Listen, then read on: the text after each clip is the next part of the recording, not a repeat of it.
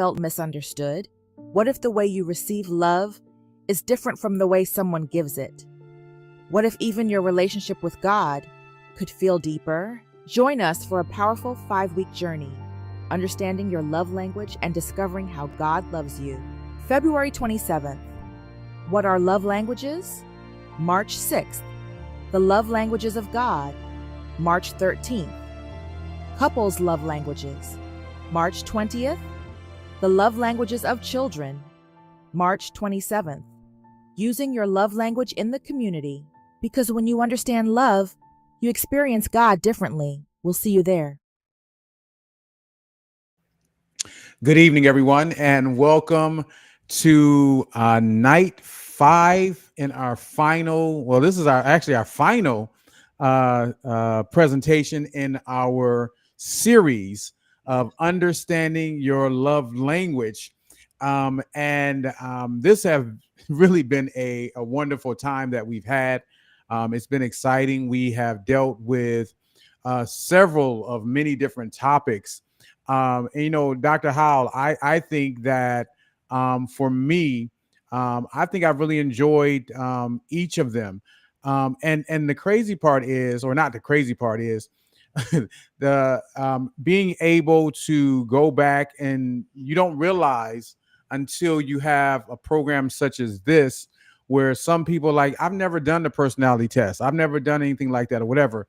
And then you realize, go back, and you actually had, right? Like for me, I'm sitting here on the presentation listening to this, and then you mention something like, wait a minute, I did that already, and then being able to pull that out and to be able to kind of either go along with you, but then go back and look back at some of those presentation or some of the answers. And we'll talk about that in a moment. While those, I still see people coming on in. Thank you all for joining us tonight. Please let us know where you're from. Once again, if you've been here every night, we want you to put that in the chat. I've been here every night. We just want to reach out to you and say good evening. So let's go ahead where you are available to light up the chat room. Let us know where you're from and all those good things. Also, so Dr. Howe, back to what I was saying, I was going through my, was it the personality test, or which one do I have? What did I say I had? Was the personality test. Yeah. And then going through and being able to identify kind of where I am. And for me, when I look at it, because I'm I'm a campaigner, right? Uh-huh. And so being able to, look at that, and it says, in parentheses, it said, assertive, and really looking at that and identifying with it, right? And so when you take those tests and you're like, oh my gosh, it's so much information, it takes so long to do it. But when you finish, when it's done, and you go back and look at it, it actually helps you, right? Yes, definitely. And it's only 30 questions, by the way. Only 30 questions. So it really helps you identify who you are. And it helps you in your roles too, even in the workplace. Mm-hmm. It helps you to identify some of those great things. So Dr. Howe, we are ready again tonight to build up. I know we talked in the green room a few moments ago, where we are. I know we're supposed to kind of identify with community tonight, but we're gonna kind of twist it up a little bit, right? We're gonna kind of bring it home. Yes. I was talking to the pastor last Sabbath, and we were talking about how people don't understand the amount of time it takes to develop a presentation. Like you might do 10 to 12 hours of research and only come up with 30 to 60 minutes of content. And I always over prepare, but what happened to me this week was very, very daunting to me. I was trying to do the church program like we spoke about, but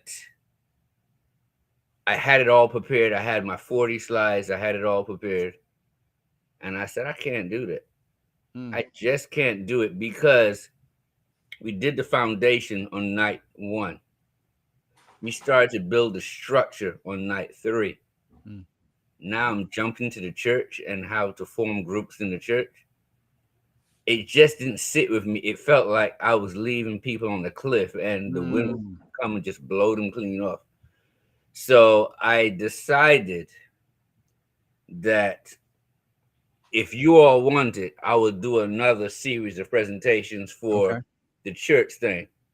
But I wanted to finish this, but include the community in it also. So whether you're single, whether you're in a relationship, whether you have kids, or whether you're working in the community, the job, or whether you're working in the church, a lot of what I'm going to say tonight can spill over and carry over into those areas because the love language is that versatile. But I wanted to finish what we started with relationships so that people can say, okay, daily, this is what we're doing. Weekly, this is what we're doing. Monthly, this is what we're doing. And now you have something tangible that you can go into your relationships and do on a regular basis and hold each other accountable. That's awesome. That's good. That's good. That's good.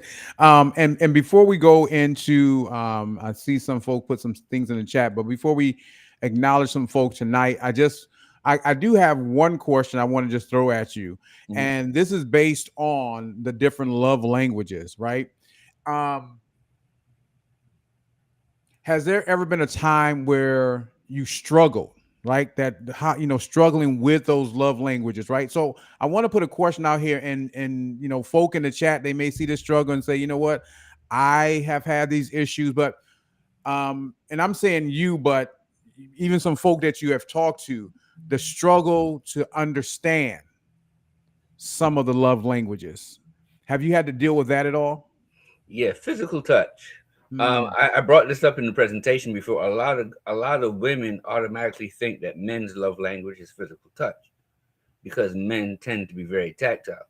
However, that's just one aspect of being a man, but not all men like physical touch.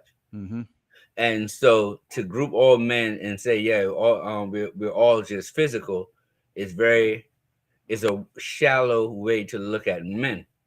And so that has been the struggle that a lot of people have dealt with in my understanding. Because when I look at the people that I've helped in their relationships, the women say, well, I do this and I do this and I do this and I do the intimacy part. Hmm. But the man wasn't feeling validated. He wasn't feeling respected. He wasn't. There are a lot of other things besides physical touch that goes into a relationship. So to just think that all men are just physical touch. But Okay. when Elandi was doing the presentation last week and 3 weeks ago, one of the things that she highlighted the most was the fact that if your love language is gifts, people think that throwing money at people, big, extravagant gifts, is the expression of that particular love language. Mm. But she emphasized the importance of it is the time, the energy, and the thought processes that went into it. Right. And even though my love language is not gifts, I remember when my wife, when she was my girlfriend, she would leave notes on my car window. And it meant a lot to me. It wasn't anything expensive, it wasn't anything stealable, but it meant so much to me, even Mm. though that was not my love language. So, Right. can you Right. imagine how amplified that would be for someone whose love language is gifts?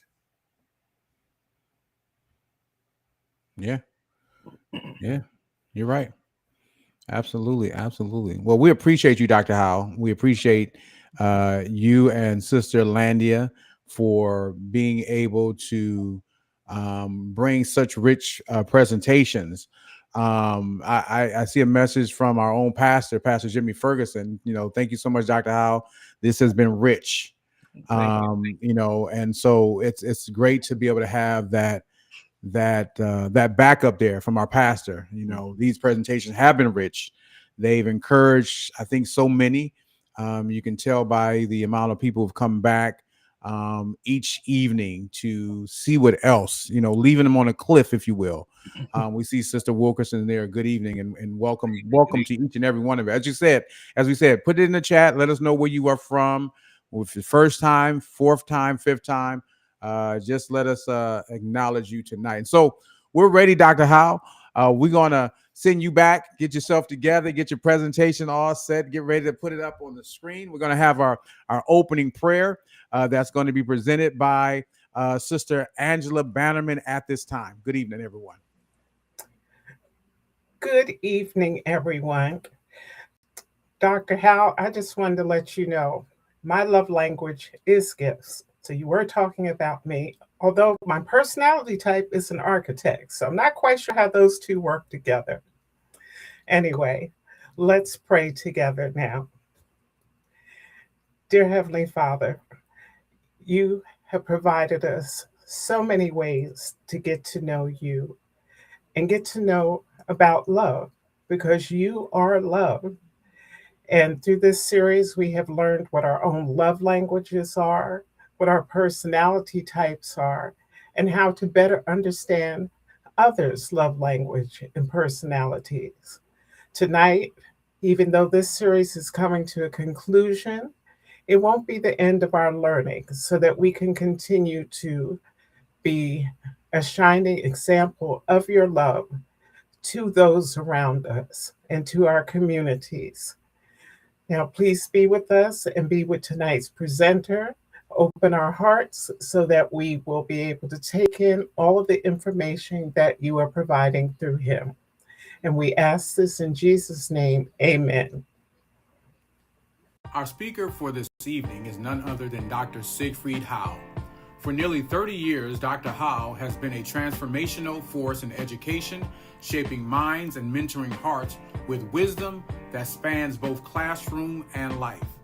A seasoned author in science, leadership, and personal transformation, his work fuses intellectual depth with spiritual insight, empowering readers to grow with clarity and conviction. As a certified master life coach and consultant, Siegfried brings precision and compassion to educational, personal, and business development. With nearly a decade dedicated to Christian life and relationship coaching, his calling is clear: to restore, equip, and guide others towards purposeful living.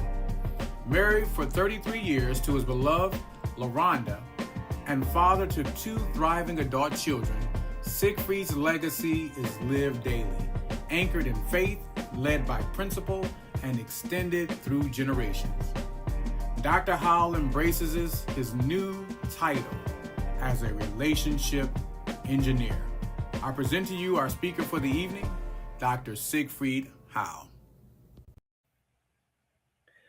Good evening, everyone. Thank you for coming back. I really appreciate you all, and it is a wonderful pleasure to be here, and I hope that I will be able to bless you with the information that I have for you. Can everyone see my presentation?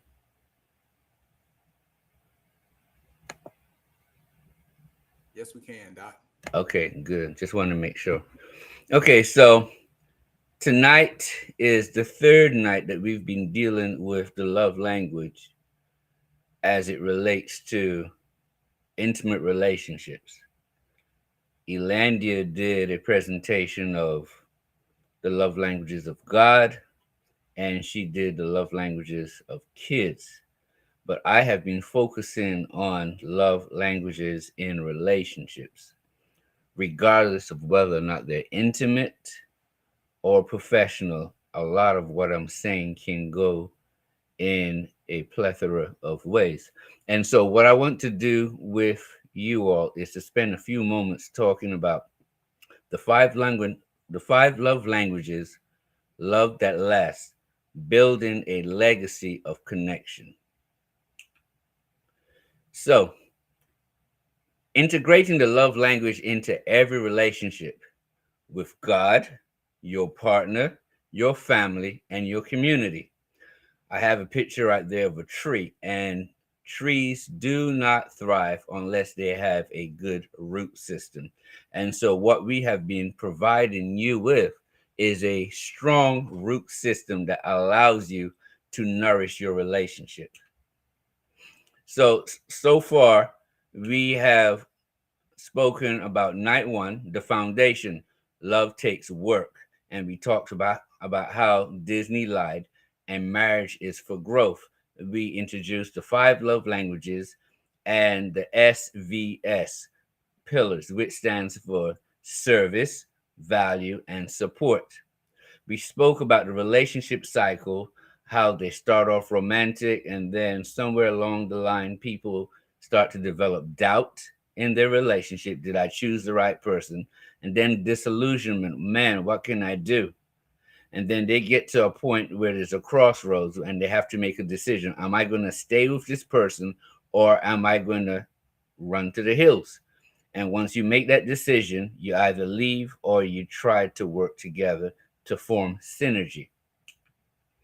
In night number 3, we took a deeper look. We talked about micro annoyances and social allergies. And if you think of a social allergy as a regular allergy where something can start you feeling a little sick, but over a period of time or overexposure to that particular thing, it becomes worse and worse. Well, the social allergy effect is similar to that. And we spoke about the relationship equilibrium cycle, which is the accumulation of micro annoyances to the point that you have to interpret that information and decide what you're going to do about it.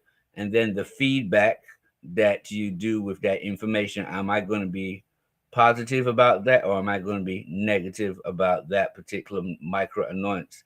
And then the recalibration back to normalcy, and the cycle continues all over again. We spoke about the personality types.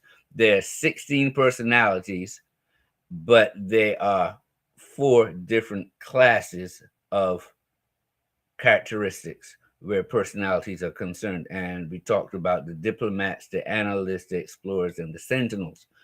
And then we spoke about the 6 relationship saboteurs, which was selfishness, laziness, the mask that we wear, trust issues, unrealistic expectations, and vulnerability. Some people have a hard time being vulnerable. So that is a nutshell of what we've covered in night 1 and night 3. So the key question becomes, we have learned what love is, how it works, and what threatens it. Now we ask, how do we build something that lasts? So what I'm talking about is legacy. Legacy is what you leave behind. And think about it from this perspective. A lot of women and men say, "Ooh, I want a family and I want at least 2, 3 kids." But what is the purpose for having those kids?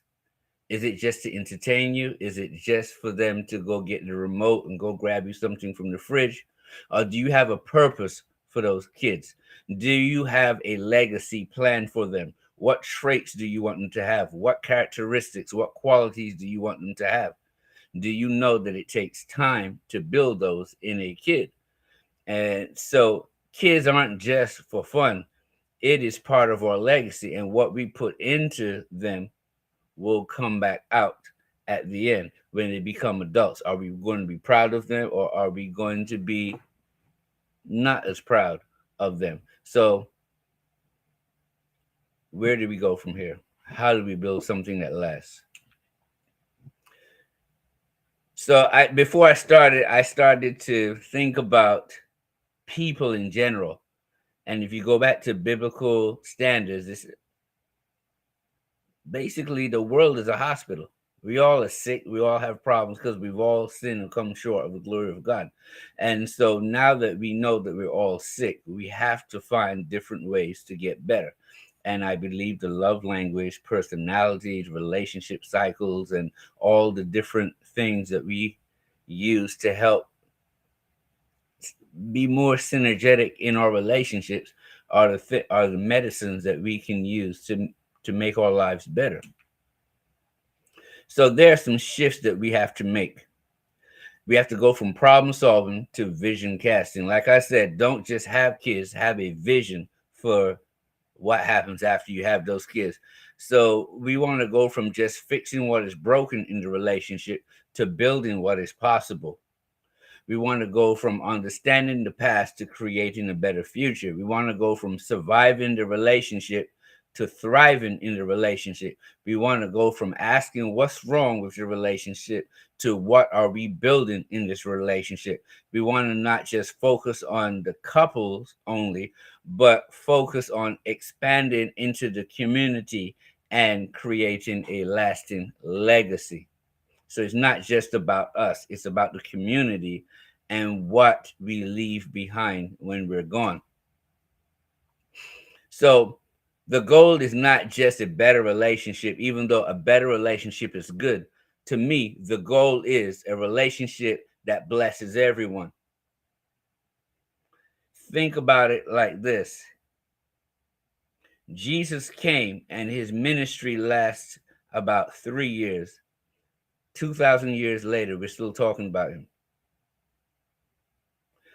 There are people that have touched lives. You think of Martin Luther King, you think of people who had Mother Teresa, people who are dead and gone, but people still think about what impact that person left on the world.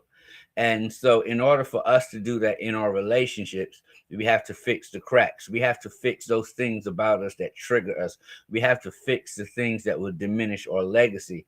So, what are some of the things that you battle with that you have to fix in order to touch more lives, in order to be passed on to further generations and be looked at in a positive light? And so, when I was looking at this presentation, one of the reasons why I couldn't stop and just go straight into the church and building teams within the church is because of level 3. So if you look at level 1, we're talking about the foundation, which is values and purpose. And the question is, why are we together? A lot of people say, why am I with this guy? Why am I with this girl? That's the foundation. You want to know, does this person check all the boxes that I have? But then we go to structure, the tools and practices. How do we show up daily? What am I responsible for in this relationship? Am I just here to be a punching bag? Am I just here to pick up behind you? Am I just here to feed you? Am I just here to give you money so you can go shopping? What is my purpose in this relationship? But then we get to the third level, and to me, this is where the house is finished. And I call this the finishing. And you have a vision for the future, and you have legacy. So, number one, in a relationship, you should always have a vision, because that vision will guide the relationship. That vision will guide the decisions. That vision will help you make proper decisions when you feel tired, when you feel burnt out. For example, my wife and I, like all of the relationships, we have our disagreements sometimes. And some are worse than others. We haven't had any bad ones in a while. But I remember when we had our conversation about what retirement looked like for both of us. And then I remember one time we had a disagreement. And I said, is this disagreement worth giving up or combined vision or dream for the future? If it's not, you work through it, you work it out. And that is what a lot of healthy relationships have to go through. Do you have something to focus on when it is not easy to love your partner, or when you are not easy to love? Have you given each other that something that makes the relationship worthwhile? What are we building together? So the key concept, a building is only as strong as its foundation, but it is only as valuable as its purpose. And your relationship has a purpose beyond your own happiness. We hear a lot of people talking now about, if I'm not happy, I'm going to leave the relationship. Well, is the relationship about happiness or is the relationship about growth? Because I know that if it's about growth, iron sharpeneth iron. And I know when iron hits against iron, you're going to lose some pieces along the way. It's going to be painful. My father used to talk. He had a sermon where he spoke about a guy who saw a butterfly struggling to get out of the pupa, and the guy went and he helped the butterfly by he cut the pupa open so the butterfly could come out. And the butterfly came out deformed because part of what makes the butterfly have those beautiful extended wings is the struggle of coming out of that cocoon. And so in life, if we really want to be who we are supposed to be, we really need to fight and struggle and self-develop. And sometimes that does not mean happiness. Sometimes that means looking out for the happiness of your partner and letting your partner look out for the happiness of you. Sometimes that means self-sacrifice, because you know your partner has self-sacrifice for you also. So we need to stop looking at happiness being the barometer or being the litmus test or being the thermostat as to whether or not our relationship is happy. Is this a person that has my back? Is this a person that I can function with? Is this a person that I can grow with? Those are far deeper questions to me than happiness. Think about that. Ask a question in the chat. If you give me a statement in the chat if you think that that is not the way it should be. So there are 4 pillars of lasting love: awareness, intention, repair, and vision. So awareness is knowing yourself and your partner. That's very important. And we talked about Go Ape, which is awareness, productive growth, and evaluation. Intention, we talked about deliberate action that builds connection. We spoke about if you're not building your relationship or if your relationship is not growing, it is dying. We talked about SVS, which is the service, adding value, and being supportive to your partner. And we talked about showing up every day, even if you can only show up 70%. Don't assume that your partner has to show up, but you don't. We spoke about repairing, which is addressing the micro annoyances and don't let them escalate and become something bigger.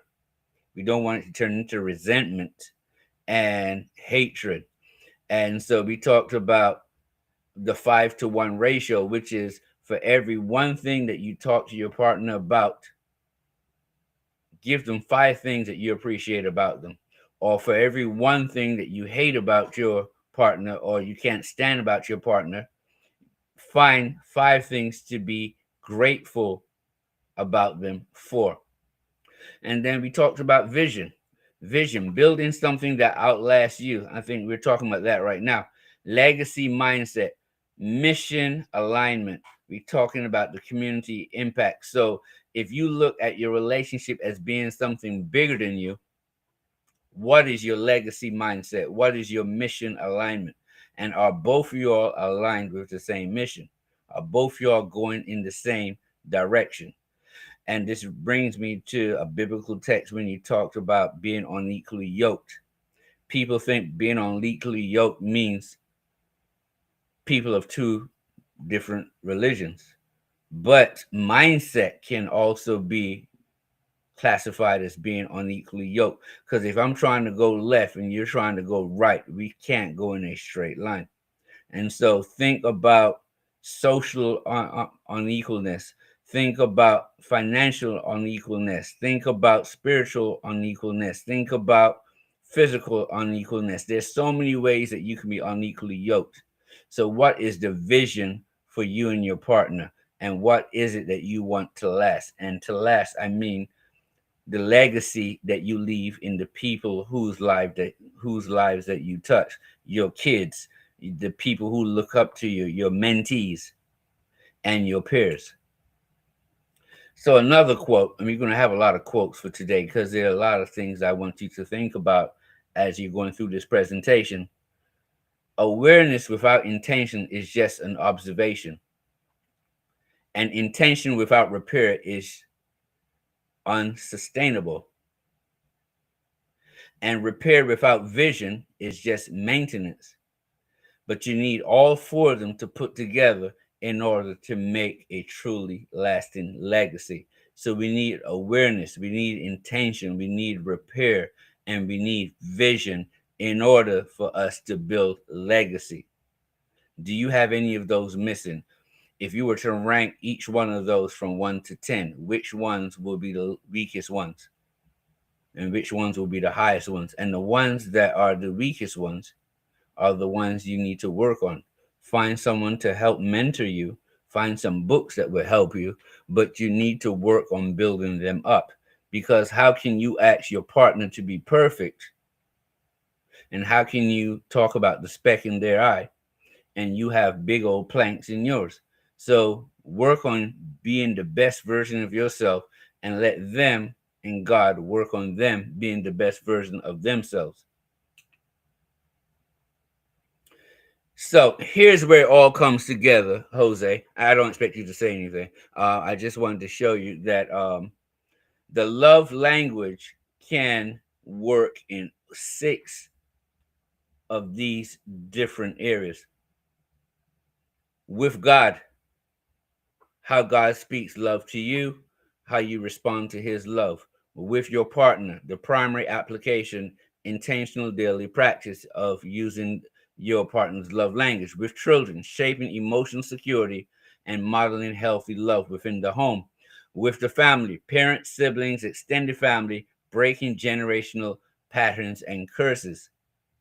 With the church, how to adequately put small groups together, how to fellowship properly, where the youth and the older generation feel like they can both benefit from the worship activities and don't feel like they're being left out. Ministries. So we're talking about the different ministries within the church.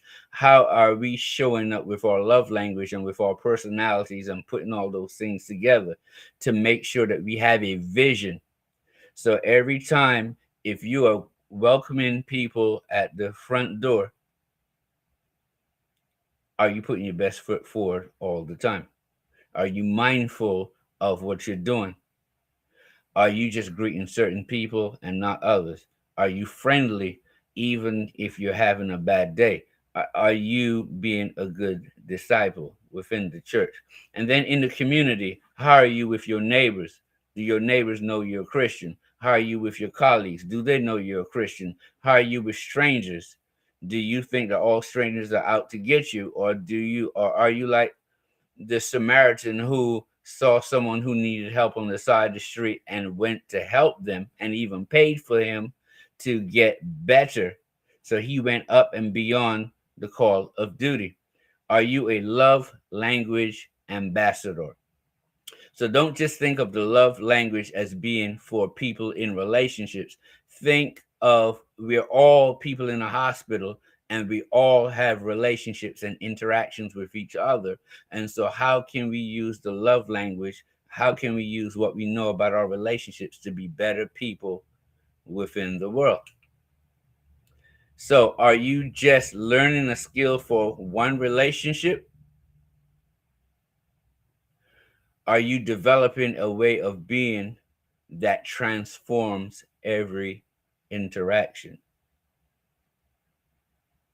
Your skills aren't just for intimacy. Your skills are given to you for you to share with the whole world. And the best example of that is this. People who sing, if you sing in the shower all the time, you're not blessing anyone.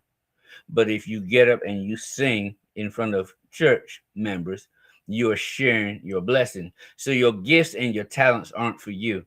They're for others. And that's why I picked singing, because singing is the one thing that we know does not work if you just do it for yourself. So if you know how to draw, Don't just draw for yourself. If you know how to help people, don't just help yourself and not help people who you can give service to. Once you know this information, you're now being held accountable by God to be a better person. So, one of the key notes that you need to think about is before you ever learn to speak love to another person, God was speaking love to you. And he was speaking to love to you in your individual love language. So learning to receive his love is the foundation for giving it away. We love him because he first loved us. And if we accept his love, he will show us how to give love to others. So, as always, I always give text. And so Romans 3, verse 23 says, all have sinned and fallen short of the glory of God. Why is that important? Because we all have problems. And because we all have problems, we all need to be a little more reserved in the way we treat others. So Matthew 25:14. Ooh, I wrote that wrong. Man, I did not catch that one. But anyway, in Matthew 25, it talks about the talents. And it says that talents are given and we have to invest those talents. And based on how we invest those talents, there is going to be a reward. Now, think about that carefully. Talents are given. We have to invest them. And you're going to get a reward or a punishment based on how you give these talents. So if you think of the personality test that you took, if you haven't taken it, please take it, because all personalities have a positive part and you have a weak part, but then you also have an opportunity for growth part that you need to look at. So the background information that I want to start with for tonight, I know my wife is like, oh my goodness, start. Okay, so let's do this really fast. So if you look at the average person's mind, we're influenced by genetics. The Bible says to the third and fourth generation. We're also influenced by education or lack of thereof. We're also influenced by culture. We're influenced by our immediate environment, your neighborhood and your neighbors and your community. We're influenced by our experiences, our skills, emotions, faith, and hope. So all of these things also play a big part in the way we think, we act, and respond.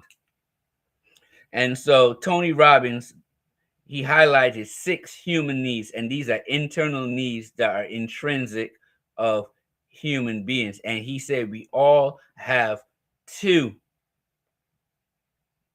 of these, because the number 6 we all have, but we all have another one that kind of pushes us. So let's look at these really fast. And it explains why people act the way they act. It talks about the why behind the what, and the what is why people act a certain way. So let's look at the first 2. The first drive is the drive for security, reliability, safety, and consistency. And this comes from a fear of uncertainty on the inside. The second drive is the drive for excitement, variety, difference, and change. And this comes from a fear of predictability. The third drive is the drive for significance, importance, and uniqueness. And this comes from a fear of being overlooked. The fourth drive is the drive for love, companionship, and connection. And it comes from a fear of isolation. The fifth one is growth and development, and it comes from the fear of stagnation. And the sixth one, everyone has this one right here, the drive of contribution and participation, and it comes from the fear of being forgotten. Nobody wants to think about themselves at their funeral and nobody showing up. So with that being said, everyone has a drive to contribute to something. Now, why is that important? Because these are universal psychological drives, and it explains people's behavior, their life choices, and their emotional patterns. And it focuses on fulfillment, meaning, and personal development. Now, on the flip side, oh, not flip side yet. So, the key insight for this is this: your love language is how you express love. Your internal drives explain why you need what you need, and understanding your drive helps you to communicate your needs without shame. So, on the flip side, we have Chase Hughes. He talks about 6 social needs, and these are external social validation drives, and these are slightly different from the internal drives. It talks about how people seek to be seen by the world, what shapes you from the outside. So these are external influences that work on you. So drive number 1, and this is the external ones, is the drive for importance. Drive number 2 is the drive for approval. Drive number 3 is the drive to be accepted. Drive number 4 is the drive to be seen as intelligent. Drive number 5 is the drive for pity. Have you ever seen someone who they always have to one up you? Man, I broke my leg last week. Well, you know, a year ago I broke 2 legs. Or man, I had a really bad day today. Yeah, I had 4 bad days in a row. Like someone that they get off on pity all of the time. And sometimes when people get off on pity all the time, it is a drive of acceptance, a drive to be of being unique. And then some people have a drive of being powerful. I'm the strongest in the room, the most powerful in the room, the most celebrated, the most looked, the best looking, whatever. And the explanation, these are social interaction drives. It explains communication patterns, insecurities, and social behavior. It focuses on influence, rapport, and interpersonal dynamics. So it affects how you interact with people around you.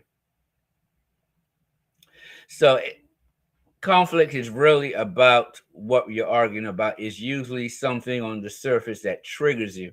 And if you know your internal drives and you know your external drives, you can kind of figure out using the love language what the issues are. So I want to throw a little math at you for those people who love math. And I call this the math of life. Your internal drive plus your external drive equals your response. So a lot of times people say, why did I do that? Was it the internal drive? Was it the external drive that took a hold of that situation? Because your internal and your external math governs your life patterns and cycles. If you want to change the patterns and cycles in your life, you have to look at those drives and see how you can take control of them. Now, as I was preparing for this particular presentation, I started to think about if there was another drive that we were excluding. So let's look at the drivers that we might have in our life. So the first driver that you might have, if you look at this slide right here, some people are pain driven and negatively driven. And so they always find the worst in every situation. And that's driver number 1. But look at driver number 2, pleasure driven, positivity driven, and optimism driven. And that might seem like a good thing because it looks good. Pleasure, positive, optimism. It sounds good. But then look at this. Do you know anyone that's a number 2? They're always comparing themselves to someone else. They never feel adequate enough. They just want to one up someone. Or they just want to be common. If everyone is wearing green, I want to wear green. I don't want to stand out.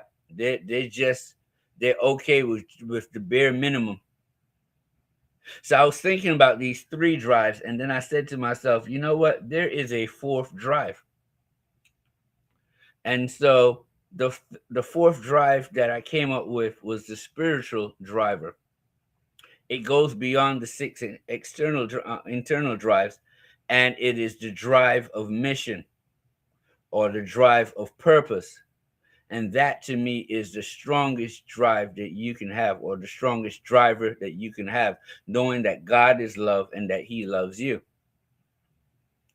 And so I'm not going to go through this particular one right here because we're running short on time, but you can pause this and you can look at it. But let me just do the green side real fast. Without your mission, you seek acceptance from your partner. Without a mission, you need significance through achievement. Without mission, you demand security from your partner. Without mission, you depend on connection for identity. Without mission, you grow for self-improvement. Think about that. Without mission is all about self. When you have mission, it's about others, it's about God, it's about serving. So the key quote here is, when your relationship is anchored in your mission, your partner is no longer the source of your identity.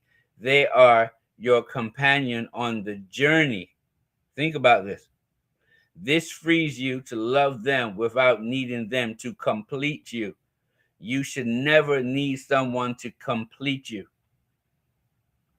You and God should complete you, not you and your partner. So I came up with a little acronym, and people who know me in my presentations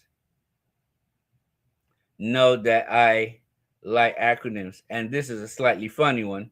And it talks about the things that we spoke about. We talked about value, service, and support. That is the VSS. I call that VES. And then the awareness, progress, and evaluate. That's APE, APE.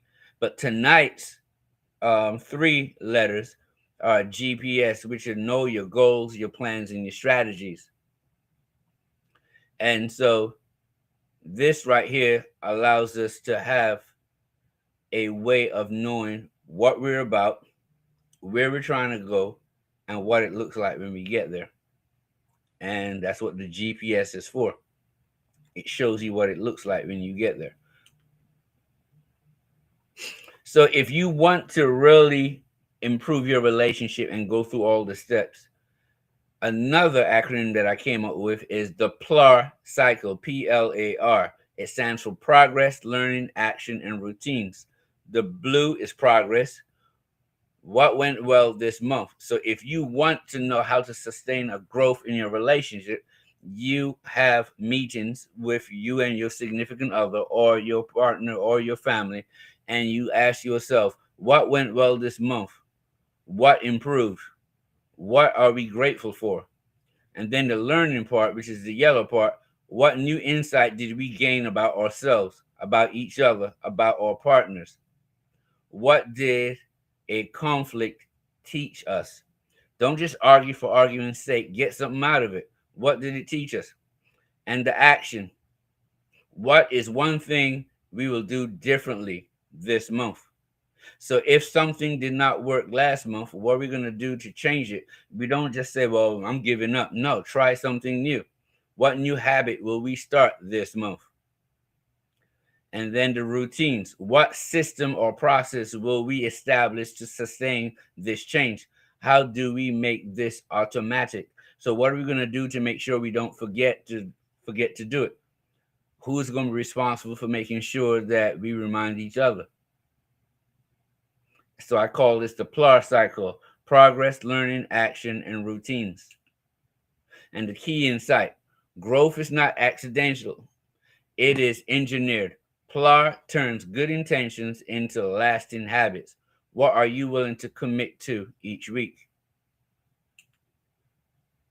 So PLAR in practice, the 5-step system. Number 1, set aside time.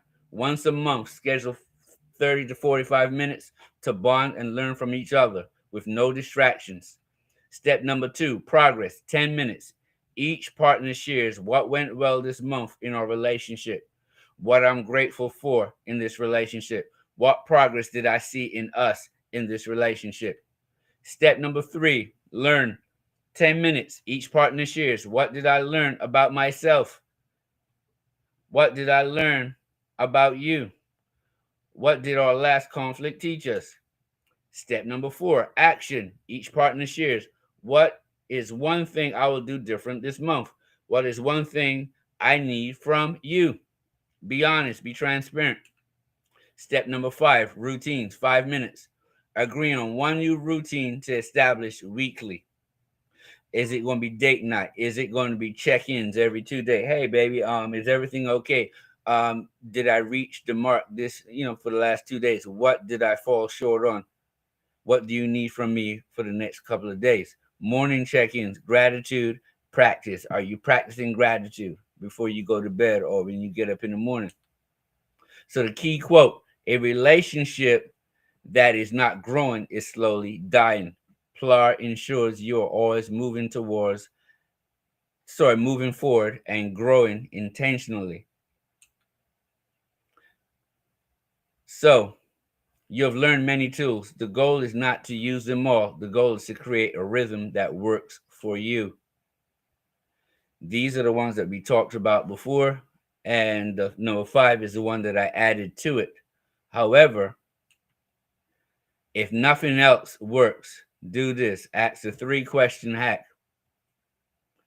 Will what I'm about to say or do hurt or help my relationship in the future? Would what I'm about to do be something I wouldn't mind someone doing to my adult son or daughter in their relationship? Could you easily love or be friends with the version of yourself you are today? If you ask these questions before you open your mouth to talk to your partner or before you decided how you're going to react to them or treat them, it would help your relationship grow into a more healthy relationship. So the question of the hour is, now you're armed with these strategies, where will you go from here? Thank you very much. You all have a good night.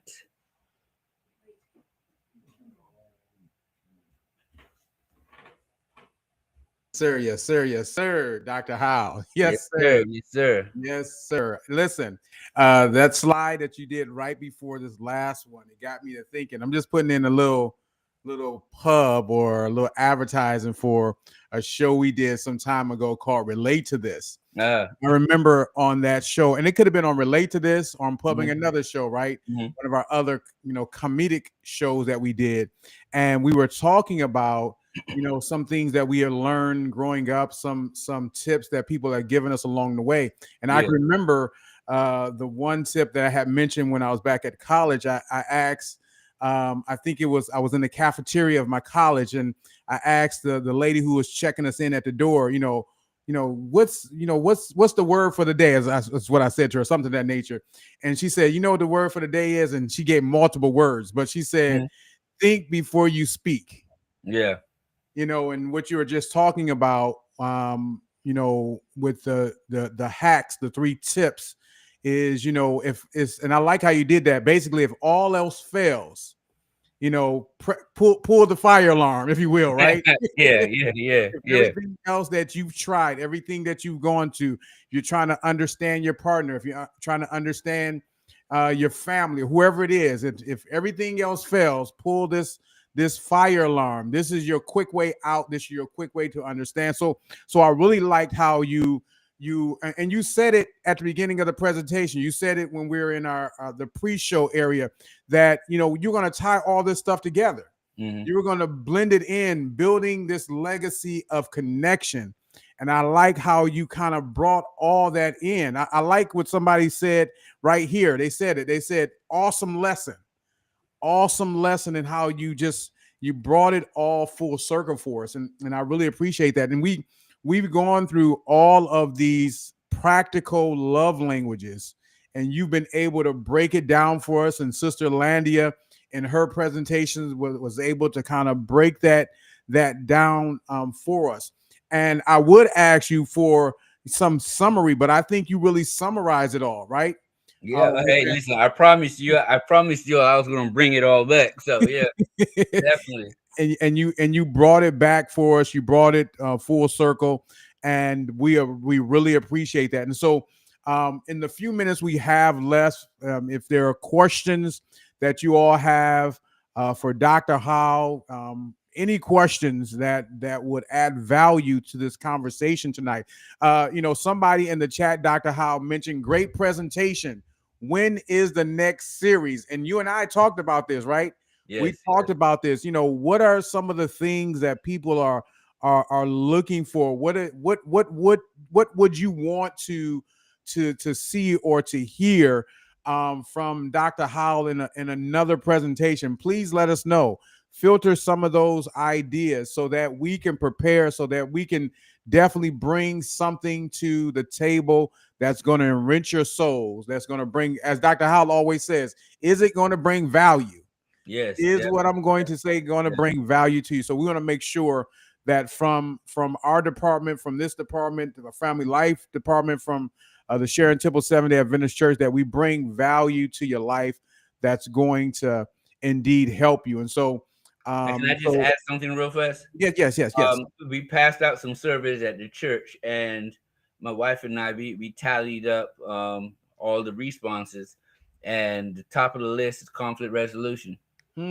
So conflict resolution, I believe, came, and then how to deal with